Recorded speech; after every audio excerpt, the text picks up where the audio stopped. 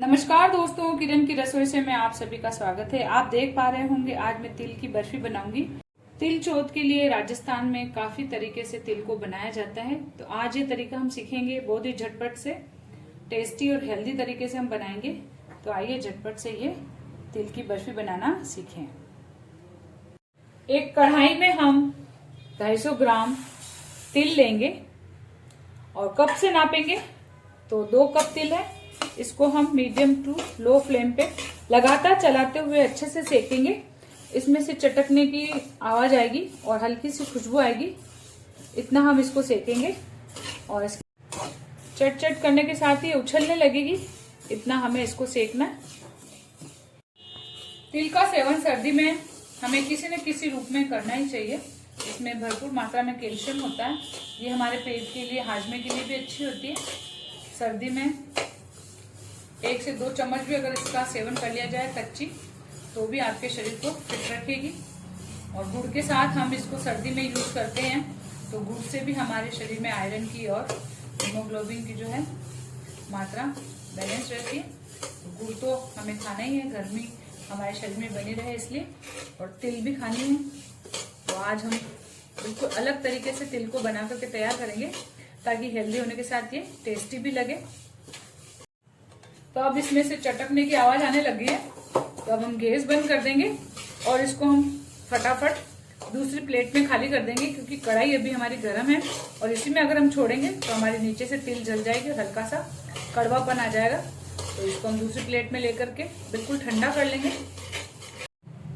तिल हमारे ठंडे हो गए हैं और अब इसको हम मिक्सी में डाल करके पल्स रेट पर चलाएंगे, हल्का दरदरा कर लेंगे, बिल्कुल पाउडर नहीं करेंगे। अगर आपको पाउडर पसंद है तब भी आप पाउडर जो है पल्स रेट पर करें, क्योंकि तिल्ली की प्रकृति होती है, अगर एक साथ हमने इसको चलाया और इसका टेम्परेचर बढ़ गया जार का और तिल्ली का, तो फिर ये तेल रिलीज कर देगी और हमें वो नहीं करना है। तो इसलिए पल्स रेट पर चला करके मैं इसको हल्का दरदरा पाउडर कर लूंगी। तो हमने मिक्सी में इसे देखिए हल्का दरदरा इस तरीके से कर लिया, बिल्कुल महीन पाउडर नहीं करना है। और इसको भी हम रुक रुक करके चलाएंगे तो इसका टेम्परेचर मेंटेन रहेगा। तो इसको हम निकाल लेते हैं। अब इसी कढ़ाई में हम 250 ग्राम मावा डालेंगे। कप से नापेंगे तो 1 से 1.25 कप करीब है ये, और कोशिश करें वजन से ही लें। घर का बना हुआ मावा भी ले सकते हैं। और इसमें हमने कोई घी वगैरह नहीं डाला है, और बिल्कुल मीडियम टू लो फ्लेम पे हमें इसको लगातार चलाते हुए, आंच को बिल्कुल तेज नहीं करेंगे। तेज करने से क्या है कि मावा प्रॉपर नहीं पकेगा, और अगर मावा प्रॉपर नहीं पकेगा तो इसकी जो सेल्फ लाइफ है वो कम हो जाएगी। इसको आप काफी लंबे टाइम तक रख के भी यूज कर सकते हैं। इस रेसिपी को मीडियम टू लो फ्लेम पर लगातार चला करके इसको भून लेते हैं अच्छे से। मेरा मावा काफी सॉफ्ट था, तो देखिए डालते ही जो है इस तरीके का हो गया। बहुत जगह जो है थोड़ा ड्राई मिलता है मावा, तो आप उसको कद्दूकस करके या हाथों से बारीक करके ही यूज करें, तो आसानी से इस तरीके से पकाने में आसानी होगी। तो इसको मैं पका लेती हूँ। तो मावा अच्छे से सिक गया है, देखिए कढ़ाई छोड़ रहा है। आज मावे ने जो है घी नहीं छोड़ा है, कोई दिक्कत नहीं है। अगर आपका मावा घी छोड़ दे तो बहुत अच्छी बात है, नहीं छोड़े तब भी आप 5 से 7 मिनट इस तरीके से पकाएं इसको। ये देखिए कढ़ाई छोड़ दी इसमें, और इसका कलर चेंज हमें नहीं करना है। अगर आप चाहें कि और कलर चेंज करना है तो आप इससे ज्यादा कड़क भी सेक सकते हैं, लेकिन मुझे इतना ही चाहिए। तो मैं अब जो है गैस बंद कर देती हूँ।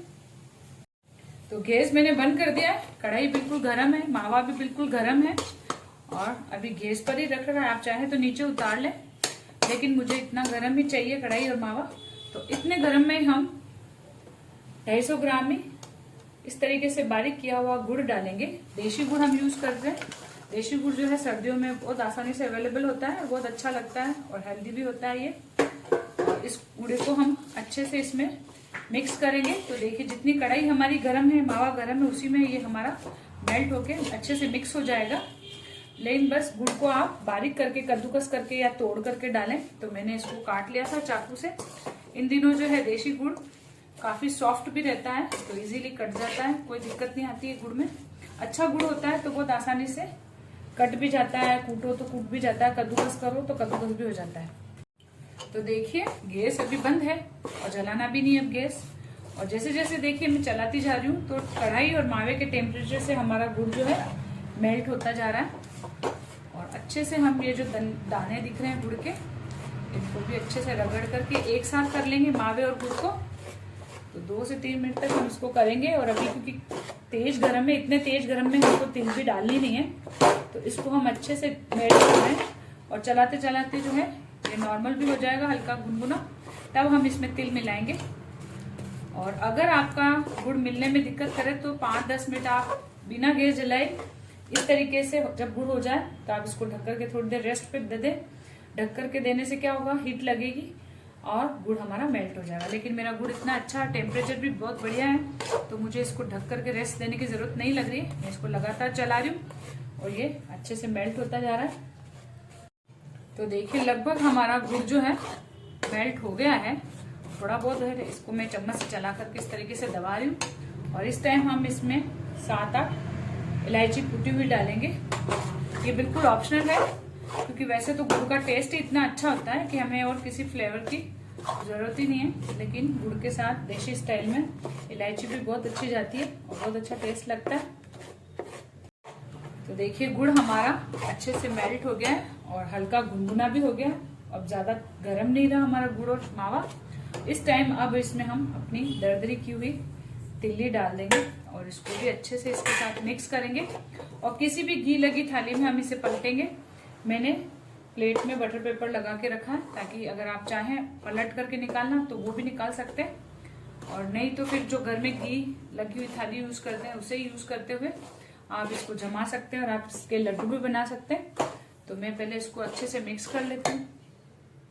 मैंने अब इसको गैस से उतार लिया है और अब इसको मैं अच्छे से आराम से मिक्स कर रही हूँ। तो देखिए अब थोड़ा गाढ़ा हो गया हमारा मिश्रण, और अच्छे से दबा दबा के मिक्स करेंगे ताकि गुड़, मावा और तिल एक साथ हो जाएं।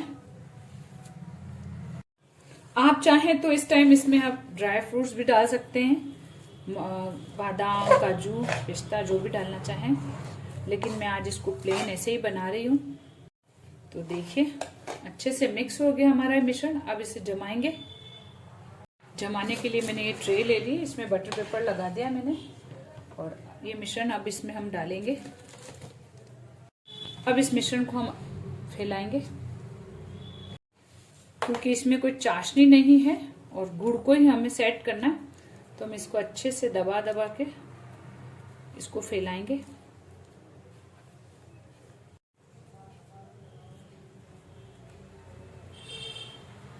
तो ये अच्छे से ऊपर से हमने चिकना कर दिया, लेकिन अब मैं इस पे थोड़ी सी डिजाइन डालूंगी ताकि इससे काफी अच्छा लुक लगेगा। तो इस चम्मच से मैं हल्के से इस तरीके से दबा करके कट के निशान लगा लूंगी। देखिए निशान मैंने लगा लिए और अब इसको हम थोड़ा सा डेकोरेट करेंगे। तो मैंने थोड़ी सी चिकी हुई तिल निकाल ली थी, उसको इस पे स्प्रेड करेंगे। अब इस तिल को भी हम हल्का सा प्रेस कर देंगे और इस पर हम थोड़ा सा पिस्ता लगा लेंगे ताकि अच्छी लगेगी इसकी गार्निशिंग। पिस्ता को भी हल्का सा प्रेस करेंगे ताकि गरम गरम पे, अभी सॉफ्ट है तो ये अच्छे से सेट हो जाएगी तिल और पिस्ता। तो अब इसको हम 1 से 2 घंटा अच्छे से सेट होने देंगे, क्योंकि गुड़ है अपने आप सेट होगा, चाशनी का हिसाब किताब इसमें नहीं है। तो नेचुरल प्रोसेस में जब ये ठंडा होगा तो ये जम भी जाएगा, क्योंकि मावा भी हमने काफी अच्छा सेका है और इसमें जो मॉइस्चर है वो तिल्ली का जो मॉइस्चर रहता है तेल का, वही मॉइस्चर है और गुड़ का है। तो अपने आप नेचुरल तरीके से हम इसको सेट होने देंगे और फिर हम इसके पीसेस कर लेंगे। तो जब ये थोड़ा ठंडा हो जाएगा तो इस तरीके से हम इसको पीसेस में कर लेंगे। तो देखिए एक पीस मैंने निकाला है, काफी सॉफ्ट है ये, सभी को बहुत ही पसंद आएगा और जितनी देर ये पड़ा रहेगा उतना अच्छा से सेट होगा ये। मैंने इसको थोड़ा जल्दी कर दिया है आप लोगों को दिखाने के लिए। तब जैसे जैसे पड़ा रहेगा ये और भी थोड़ा सख्त हो जाएगा। तो आप भी इस रेसिपी को एक बार इस तरीके से ट्राई जरूर करें और मुझे कमेंट करके ज़रूर बताएं।